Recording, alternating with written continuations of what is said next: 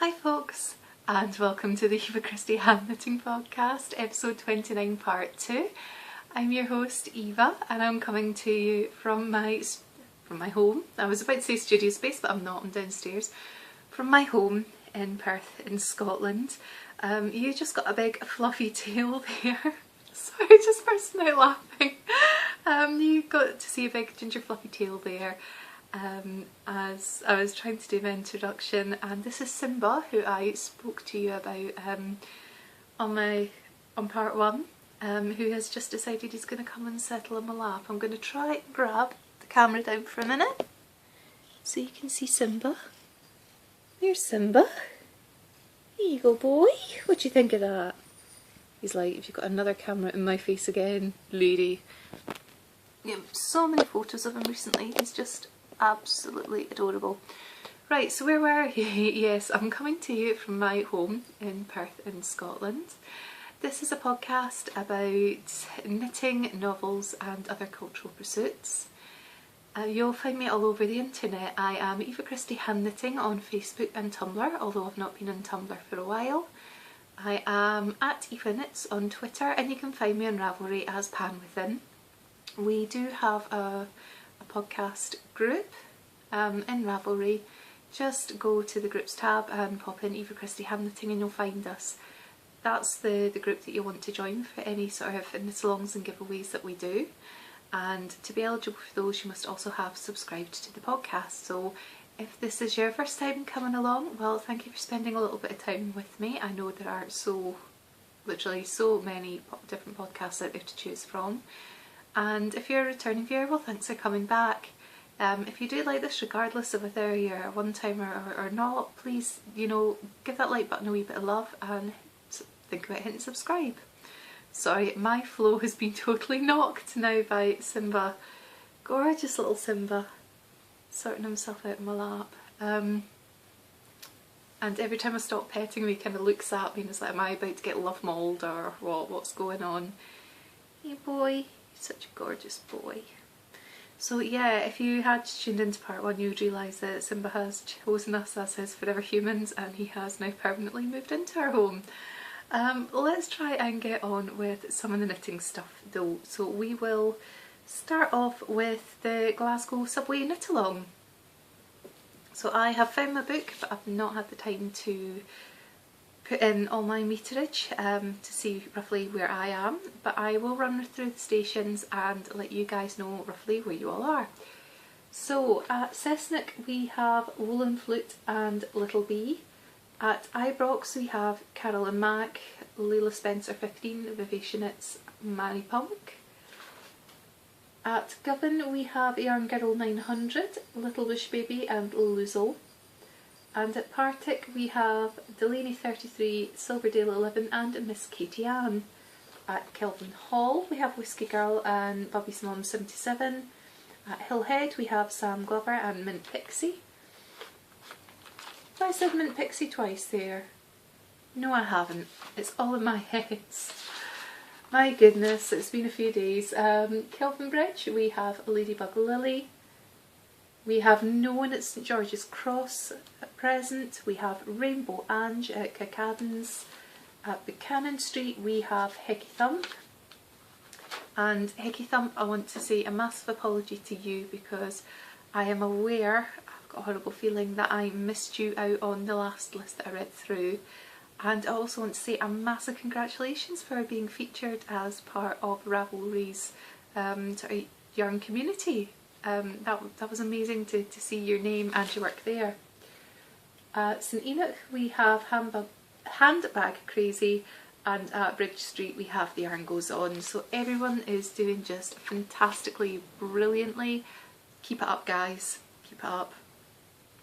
We have, or some of us, have got another knit-along going on. This is the Podcaster Festive sock swap that I have organised. And I have actually started knitting my pair of socks for the person I'm sending them to. So I'm still having some difficulties regarding lighting and where in the house is sensible. Not even sensible, they're just kind of like, I've got enough space, or it's safe enough to record at the minute. because my studio is currently a complete no-go area.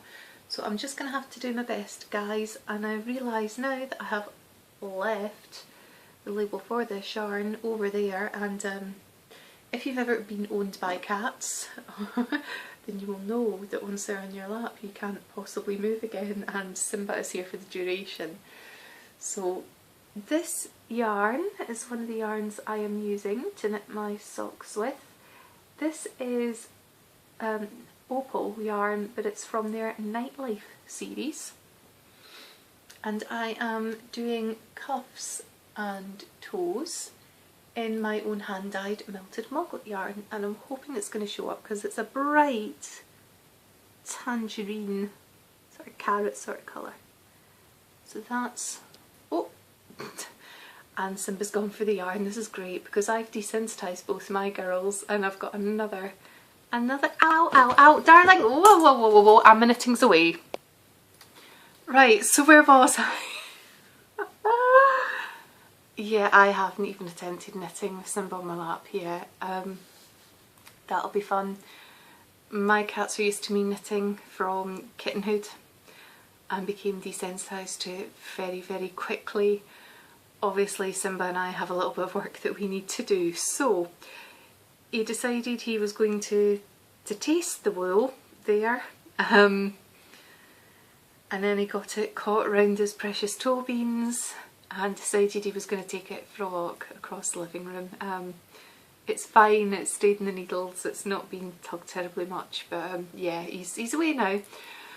So, as I was saying, this is the sock that I'm doing for my partner. I've just done the cuff, I've done the leg, and I've started to do the heel flap. I'm just going to do a traditional slip stitch heel. It doesn't need to be anything too fancy, I don't think, and I have been watching the person that my socks are going to, and I hope they are going to like it, but we'll see. Josh likes them, so if my recipient doesn't like them, they can just send them back in the post. Yeah, but this is the first time that I've actually knitted with my own yarn, so that was quite special, and I'll have to let my partner know that. I've got Smeagol coming in the room now, she's awake. Yeah, so I've got, it's a wee 20g mini skein that I've done. It's a solid colour, so it's just enough for cuffs and toes. Hi Smeagy. Hello darling. Right, so rehomed yarns. I'm going to pause this again because it's up. No, I'm not. I showed you my rehomed yarns in part 1, didn't I? Seriously, I need to switch my podcaster's brain on. Yeah, I showed you my rehomed yarns. This is just supposed to be a shorter one. That's grand. So you've seen that, you know about my box from Carolyn and my lovely gift from Lily. So I'll show you kind of what's on my needles and what's kind of just off them now. So this isn't technically a finished item because I still have some ends to weave in and a wee bit of stitching to do, but this is really not going to show up at all well in the light. This is like a bright cerise, yeah, it's a bright pink hat anyway, and it's got some black Welsh wool in it, and it will be, once it's finished, a cat hat. So I've just got a wee bit of stitching to do along the top. I've got a wee bit of a rib here, so just hold it up so you can get a better idea. This will be a cat hat. I do love cat hats. I've got a faux fur one as well with a leopard print I sometimes just put on to drive my own cats senseless. Yeah. So really pleased with this. I just need to get a wee bit stitching in, weaving the ends, and it will be done. So it's almost a finished object, it's just not quite. What else do I have to show you? I will show you socks. Smeagol, that's not a scratchy, thank you. Smeagol deciding that she'll just stretch out along the corner group.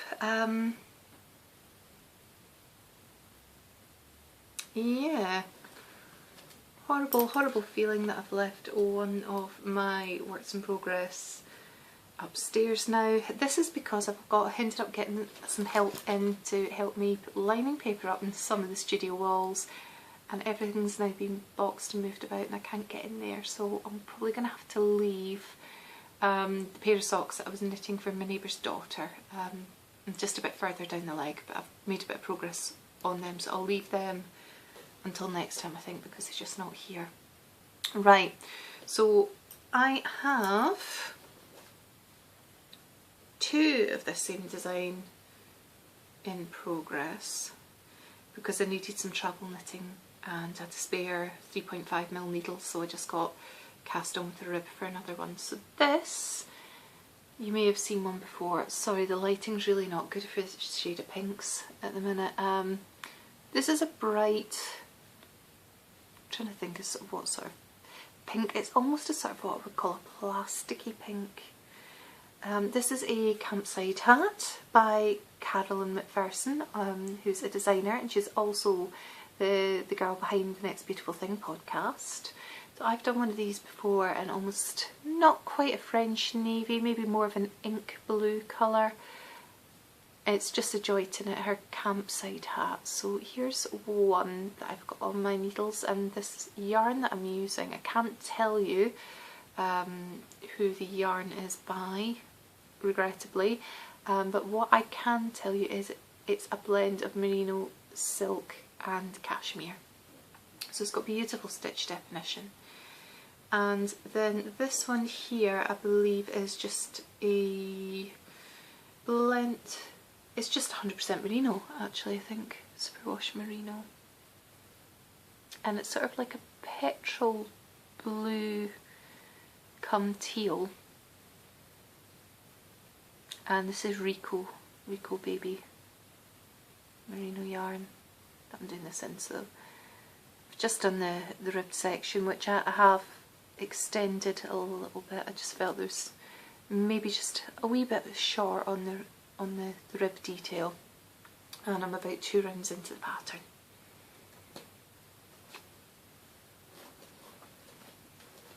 Now what else to show you? What to show you next? Right, because I have been busy. I've been extremely busy. Now, when I last properly recorded the podcast, I had said that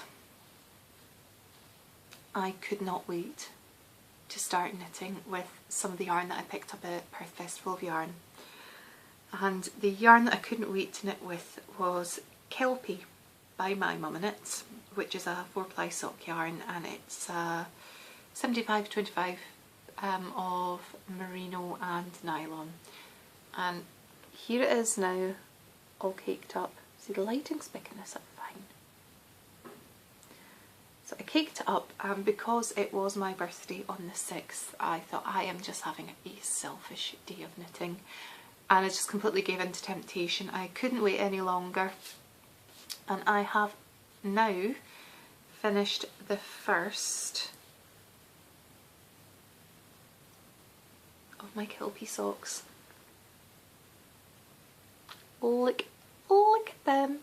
So this is the first time that I've actually, no, it's not the first time actually, it's the first time I've done it in 4-ply pair of socks, but I've got contrasting cuff and toes. I went for a lovely warm fiery red to pick out the red in the yarn. You can see it's maybe just like 1-2 stitches on the half every time it kind of comes around. And again, it's just a traditional slip stitch heel, which just seems to fit me really well, so I'm happy with that. Because if I had done the whole sock, and I did have enough yarn to do the whole sock in Kelpie, but that would have been it. I would not have had enough to put a square in my mitered square blanket, and I really would love to put a square of My Mum Knits yarn into it. So that's just the way it's going, and I think the red works. I really do. Now the red is Cascade Heritage. and again it's a 75%, 25%. Sorry I don't have any of the labels to hand. Everything's in a bit of a guddle here at the minute. So that's my red, and what I've just noticed is I put it in this bag to kind of keep it safe at the minute. That's the rest of my Milton Moglet sock yarn mini for doing the other cuff and toes on sock for my partner. Yeah. So it was nice to be able to do a wee bit of selfish knitting after going out for a meal and cocktail. Just the one cocktail was really, really good. I have been feeling just really run down and things at late, just never been quite the same after that sort of chest infection I had. So trying to take it easy, just trying to get through, because this week coming and the week afterwards are probably the two busiest in my usual sort of calendar. So once I've got some of the other bits and pieces out of the way, I can get on to doing sock 2, and I'll have these in time for Christmas, which will just be lovely. I've done a little bit of work on my Mighty Square blanket as well. I got the chance to give that a bit of love, although not a huge amount. Again, it seems to be the project that's losing out at the moment, and it's a shame because I love it to bits. I really, really enjoy working on it. Now, I can't remember whether I showed you this square before or not, so I'll just show it again. This is it's showing up almost a chartreuse. It's not chartreuse at all. This is my Fable, Drops Fable long print stripe sock yarn that I did the socks for my mother-in-law out of. So I've got a square in there, and that has now, I won't get it all into shot, it's squared off this section of my blanket is to 5x5 squares. And I had time to pop another one in. So this is using sock yarn from the package that Shara of What Shara Made podcast sent to me. So this is, it's New Zealand wool, this is Poppet. Well, it's not, this is the problem I had when I tried to record this part before. I'll just fold it over and hold it up, there you go, that's better. So this is, I think it's an 80/20, it's New Zealand wool and nylon, and it's, I believe the brand is called Poppet, or maybe it's just small mini skeins are known as Poppets, I'm not quite sure. Some lovely sort of green sort of earthy tones, real sort of earthy, mossy, yeah, love it. So when it comes up to being that sort of lull between Christmas and New Year, I'm sure that I'll be able to like properly crack on with just blitzing through a whole pile of minis into that blanket. What else have I been doing? Well, I have been reading a bit. I've got a few books over here, so I haven't got my percentages for you this time. I've just not had the time to kind of take out and do that, but I am still reading Les Mis. To be honest, I'm at the point now where I'm getting sick fed up of it. I am in the 5th and final section because it's broken down into, how's it broken down into? It's broken down into parts, and then the parts are broken down into sort of, no, it's broken down into parts and it's kind of broken down into further sections and then sort of chapters is the way I want to say it is. Yeah, I think that's how it's done. It's all a bit crazy. Yeah, it is substantial. I'm approaching 1050 pages of the way through it now, and there really isn't much left to go because I've read about 30 pages from the end. But we're at the point where we're in the barricades and it's been going on for a long time. I just feel like we're kind of repeating, kind of fleshing a lot of the minutiae stuff out, and I'm not feeling it at this point. So much so that I've actually taken a bit of a time out, a wee bit of a break from it, when I should really just been sitting down and ploughing through because I'm that close to the end now. I have finished Death and the Penguin, which had, it had a couple of twists So here's a twist that I just did not see coming. And for a bit of light relief, I've picked up Jenny Eclair, Life, Death and Vanilla Slices. Now, if you are in the UK and you're of a certain age, then you are, sorry, I can feel a sneeze coming on, got a tickle in my snout. If you're of a certain age, you will recognise the name Jenny Eclair as being a fantastic comedian, very northern meaning sort of like north of England, really. It's great. I just picked this up Sunday, I think it was, and we're on Tuesday now. Just picked it up for breakfast while I was having a coffee, and I'm over. I've got to be over a third. I'm probably approaching halfway through the novel now. It's brilliant. There's humour. It's quite dark. It's very Jenny Eclair. There's no other way of putting it. So, poor Jean Collins. She stepped into the road without looking and now lies broken in hospital. But what distracted her, and why was she carrying a box of vanilla slices, the cream cakes she only ever bought for special occasions?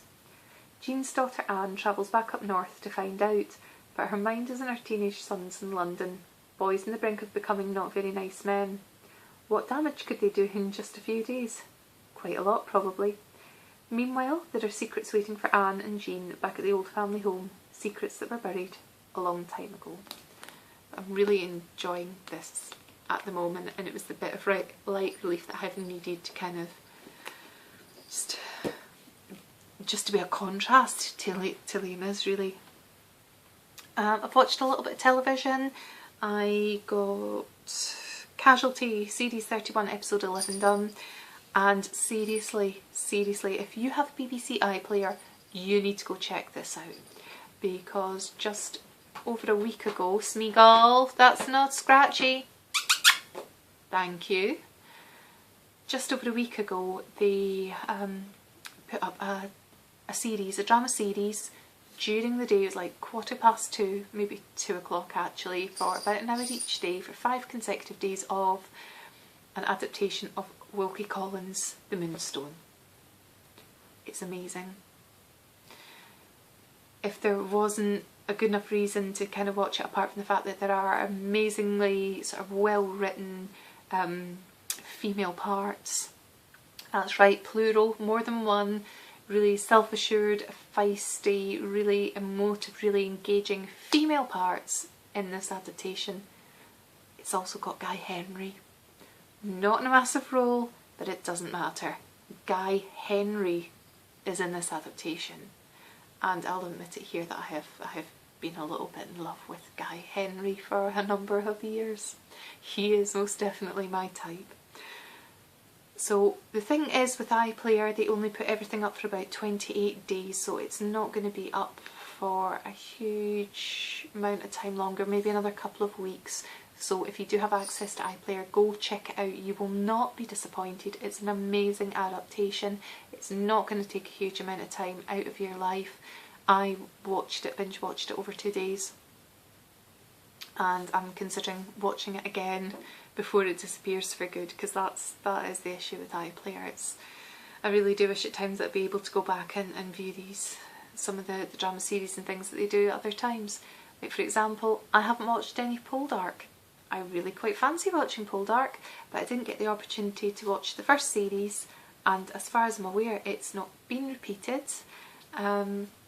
So why would I want to jump into series 2? Maybe I'm alone in that, but that's just the way my mentality is, that I like to watch things from the beginning and get the full progression, because otherwise I feel you just lose too much.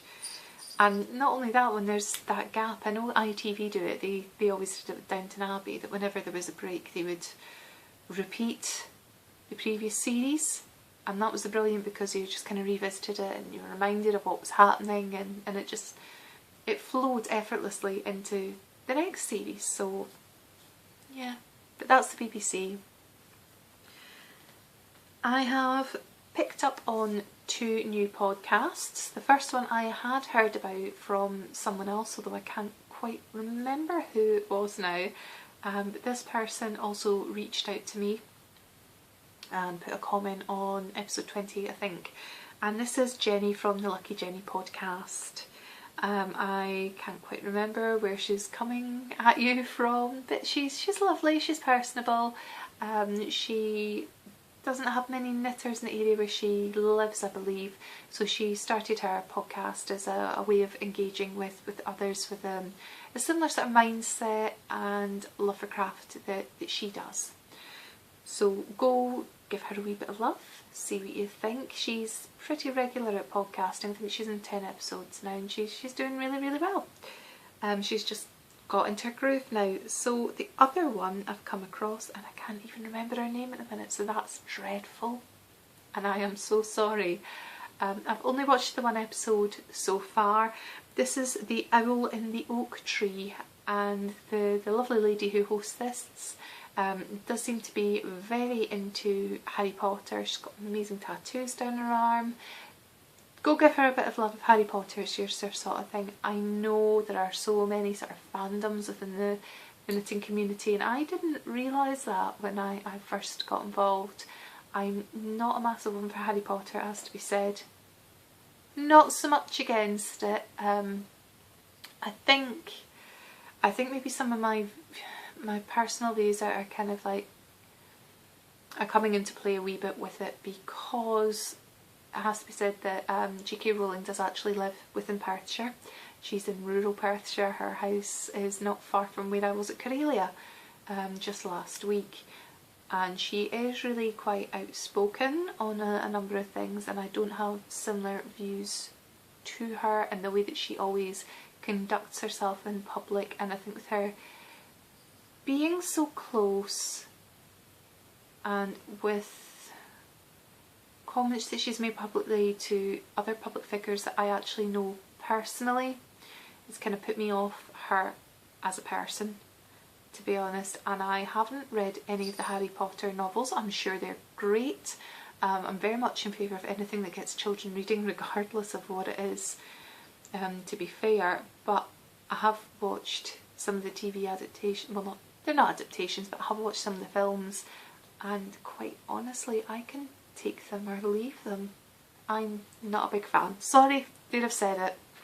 But it'd be boring if we were all the same, wouldn't it?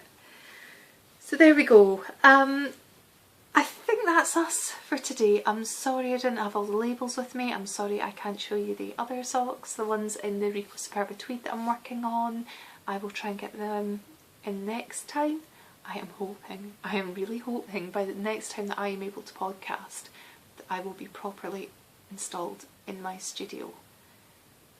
The walls will be properly painted. Yeah, they will be properly painted. I should have all my shelving units up by that point, but the carpet's still not going to be laid down, so yeah, there might have to be a bit of a compromise, but hopefully we'll be able to get in there. We'll have a proper yarny backdrop, and we'll have half decent lighting, and it'll make life a hell of a lot easier. I will podcast again whenever I'm able to, guys. It is exceptionally busy here at the moment for dates and things as to where I am, and for my acquisitions and everything. If you want to see that bit was in part 1 that was just recorded a couple of days ago. Other news I suppose that I meant to say in part 1 and didn't is that Inga Rose of the Knitting Diaries is coming over from Iceland to Edinburgh in just a couple of days' time. She's going to be here, I think she arrives Thursday, but I am meeting up with her on Friday in Edinburgh, and I am so excited. Inga Rose, I am so excited about actually getting to meet you in person. It's going to be amazing. I believe David will most likely be meeting up with us too, so that's just going to be fabulous. Cannot wait, seriously cannot wait. If you are in Perth, in the Perth area on Saturday, then get yourselves through to the city centre. Go check out the Perth City Centre website. We have our light switch on. We have a whole host of entertainment. I've got to say that I'm probably most excited about Basil Brush. Yeah, the Basil Brush with his companion Mr. Stephen. But we've also got some pretty big names performing, so if you're a lady of a certain age, East 17 are going to be performing, although they are only half of the original lineup because Brian and Tony are no longer with East 17, and Slade are playing, minus Noddy Holder obviously because he doesn't perform with them anymore, but there's just going to be so much going on. Perth's just going to be the place to be on Saturday, so I will be down there. I might be able to get a bit of filming done, see how it goes. Anyway guys, lots of love to you. Wish you happiness as I always do, so happy knitting, happy crocheting, happy felting, happy spinning, happy reading, happy whatever it is you do. Take care of each other, take care of yourself, because you've got to do that so that you're there for everyone else as well. Big hugs, don't despair, and I'll see you all again soon. Bye bye.